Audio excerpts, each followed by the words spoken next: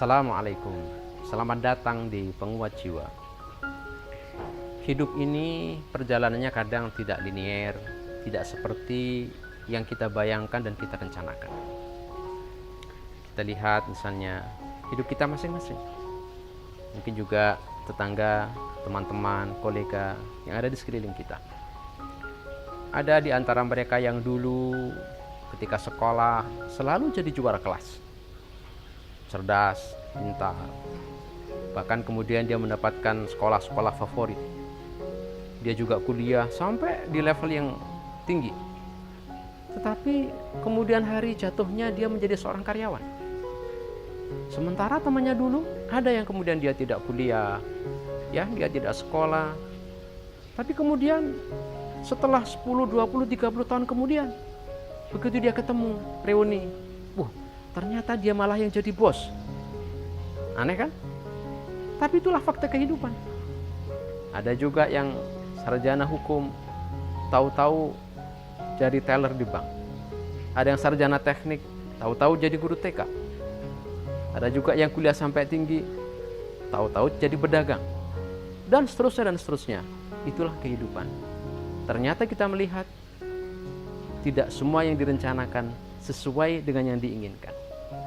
Ternyata tidak semua yang kemudian terjadi itu linier dengan logika kita. Kita lihat kemudian realitas yang ada di sekeliling kita, misalnya di pasar.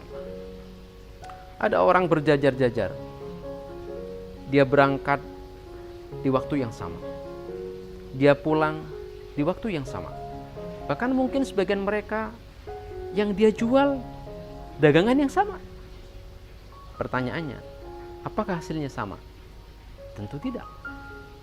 Ada yang laris, ada yang untung besar, ada yang sedikit, bahkan ada yang rugi. Itulah kehidupan. Oleh karena itu, Allah ciptakan semua ini memang begitu.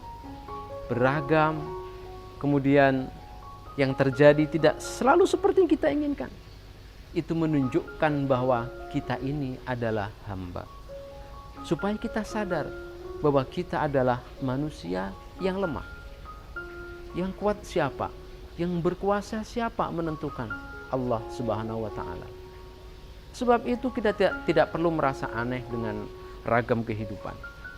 Tidak perlu merasa aneh dengan adanya perbedaan. Karena justru dari situlah Allah itu membuka jalur rahmat sehingga hidup ini bisa berjalan dengan baik. Coba bayangkan, kalau di satu kampung misalnya, atau satu kecamatan, dibikinnya satu kecamatan itu semua jadi orang kaya. Satu orang punya uang misalnya 1 miliar. Seluruh kecamatan, satu orang punya 1 miliar. Apa yang terjadi? Yang sebelumnya orang berdagang di pasar, dia jualan tempe, dia jualan sayur, nggak mau lagi dia ke pasar. Kenapa? Duit saya sudah banyak. Yang sebelumnya mungkin dia jadi guru, ngajar, bertani, kemudian jadi tukang, berhenti dia. Kenapa? Duit saya sudah banyak. Apa yang terjadi kalau semuanya menjadi orang kaya? Saat kita mau beli sayur, tidak ada yang jual. Tidak ada tanaman tumbuh. Kenapa? Petani tidak mau ke sawah. Anak-anak tidak ada yang ngajar. Kenapa? Gurunya di rumah semua punya duit banyak. Sebab itu perbedaan adalah rahmat. Keragaman adalah rahmat. Maka tidak ada yang terbaik kecuali kita menerima dengan ridho posisi kita masing-masing dan mengoptimalkan. Karena dari jalur itulah kita memberikan rahmat. Yang ditakdir jadi petani, jadilah petani yang baik.